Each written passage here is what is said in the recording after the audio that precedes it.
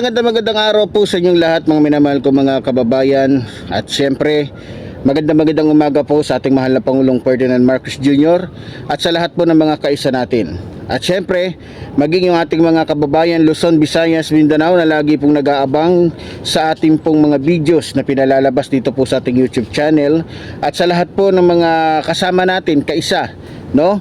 At doon nga po pala sa ating mga kababayan, tulad po ng sinabi ko, para po magkaroon po kayo ng connection sa akin, makapagtanong o meron kayong gustong may mga concern kayo, maliban po na pwede kayong mag-comment, pwede po kayo magpa-member sa ating YouTube channel nang sa ganun ay masali po kayo o masama kayo sa ating group chat, no? Para nang sa ganun kung meron kayong mga suggestion kagaya po ng ating topic ngayon, so doon po sa ating group chat sa ating YouTube channel, meron pong nag-request na kung pwede ang maging topic natin sa araw na ito ay tungkol po sa pagiging abogado po nitong ni Amy Marcos dyan po sa Senado o sa nangyayaring impeachment hearing dyan sa Senado. So okay, so sa ating po mga kababayan, bago po tayo magbigay ng ating reaksyon, eto't panoorin muna po natin ang video pong ito mga minamahal ko mga kababayan. I'm sorry to each one of you. I'm sorry po.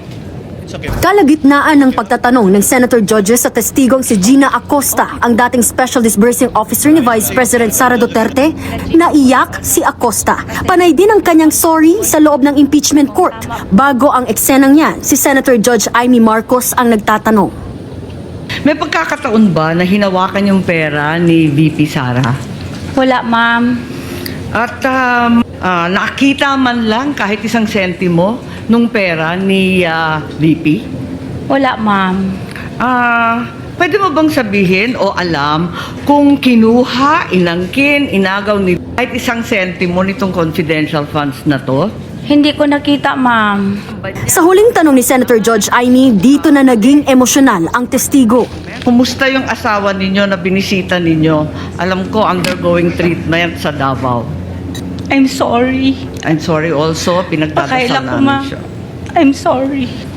Kaya pinainom muna ng tubig si Acosta bago ipagpatuloy ang susunod na pagtatanong.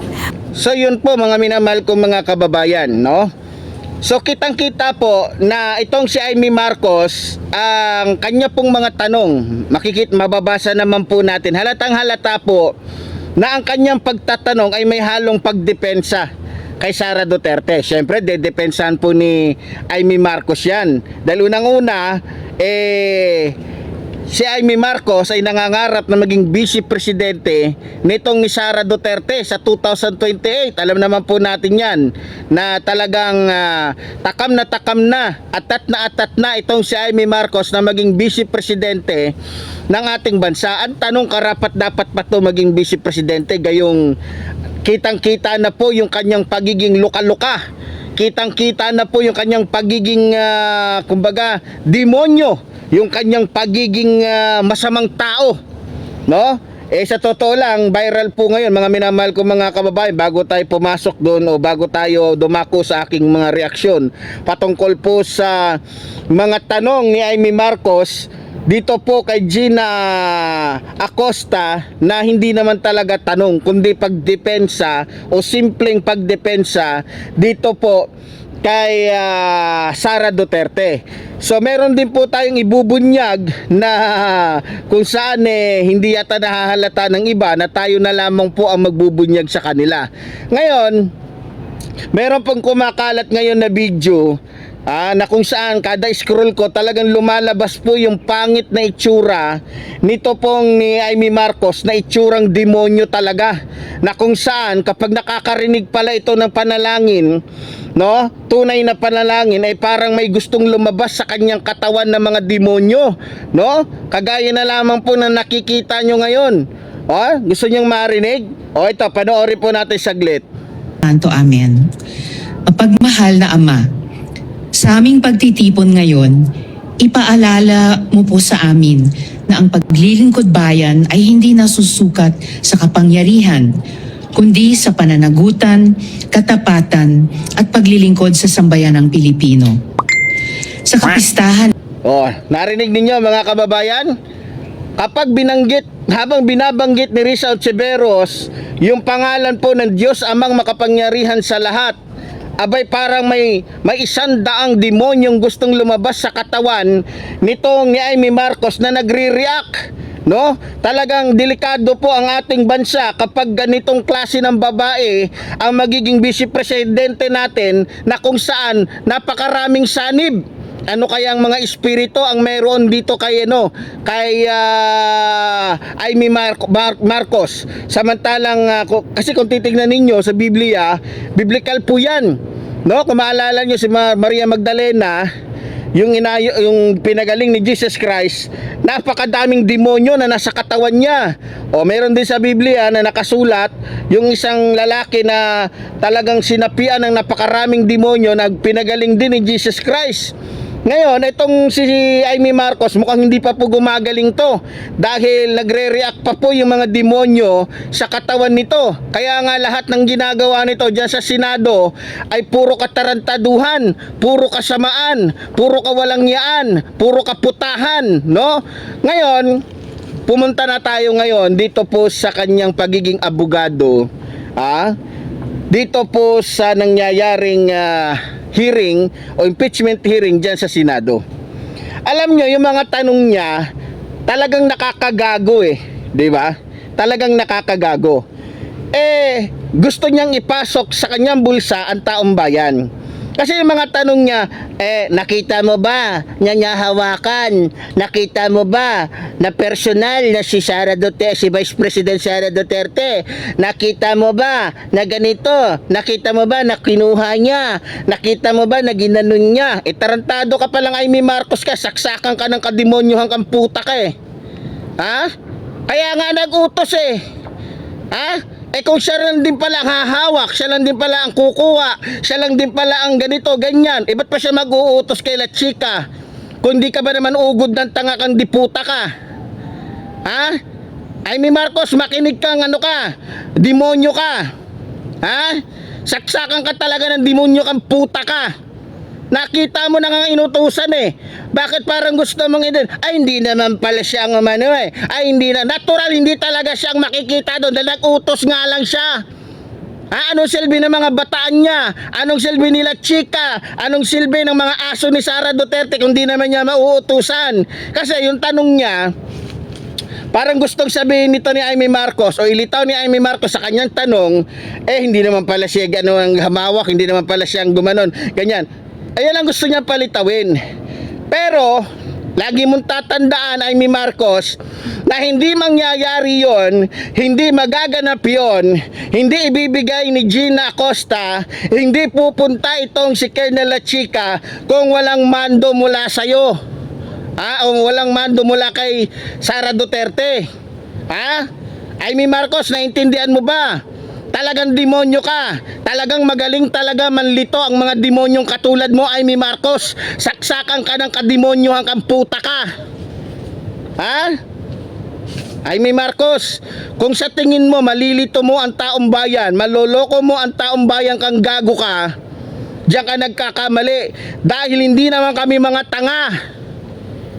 Kaya nga yung camera, kung maririnig po ninyo yung kanila po mga reaksyon, hindi po sila, kumbaga pati sila nakalata din naman na yung tanong nito ni Amy Marcos ay iba, diba? Kakaiba, dahil may halong pagdepensa kay Sara Duterte. Natural, kahit pa sabihin ni Amy Marcos na hindi siya nagiging abogado, natural itatanggi niya yan, kasi natural na kay Amy Marcos ang maging sinungaling, dahil lumaki yung babalo na yan, yung magkukulam na yan na sinungaling. Amy Marcos, ang kapal ng pagmumukha mong, tarantado kang diputa ka. Kamukhang-kamukha mo yung itlog ng tatay mong parang kamukha ng demonyong bakla. Amy Marcos, kung sa inaakala mo dahil sa mga malademonyo mong mga tanong kay Gina Acosta makakalusot kayo, diyan ka nagkakamali. Dahil kung iniisip mo na malalagay mo kami sa bulsa mo, diyan ka nagkakamali. Dahil hindi naman kami kasing bobo ng mga DDS na nilalagay ninyo sa mababaho ninyong kilikili. Amy Marcos, Kitang-kita, lantad na lantad ang pagtatanggol mo kay Vice President Sara Duterte. Pero mag-ingat ka, ha? Dahil nakasubaybay ang taong bayan sa'yo, kung mangkukulam ka. Ha? Kunyari nagtatanong ka, pero yung tanong mo may halong pandepensa. At ito pa, gusto kong malaman ninyo mga kababayan, na hindi magandang kalagayan, ito pong si Gina Acosta. Paano ko nasabi? Kung maaalala ninyo, hindi naman po related sa usapin ng impeachment trial na nagaganap dyan sa Senado, yung tungkol sa pagka-hospital ng asawa ni Gina Acosta. Bakit sinama nitong ni Amy Marcos? Sa mga hindi nakakaalam, may banta sa seguridad o sa buhay ni Gina Acosta.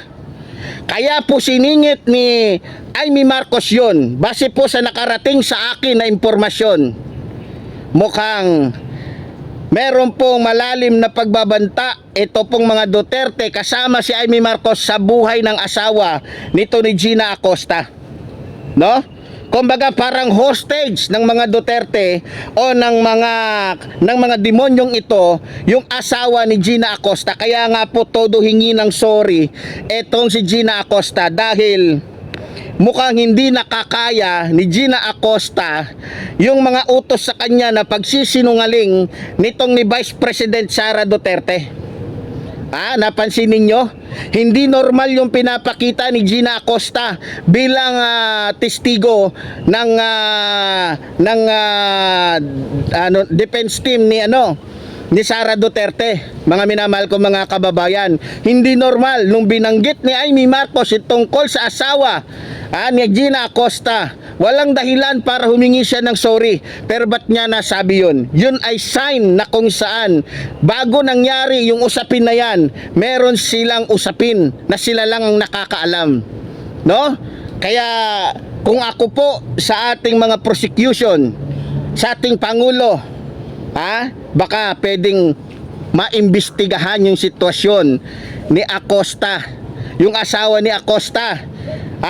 Kasi mukhang tinatakot si Acosta na kapag hindi mo inayos yung script o yung pagtatanggol o pagsisinungaling para hindi matalo ang defense team ni Vice President Sara Duterte, alam mo na, madali lang puntahan sa hospital at marami kaming pwedeng utusan para matigok yung asawa mo.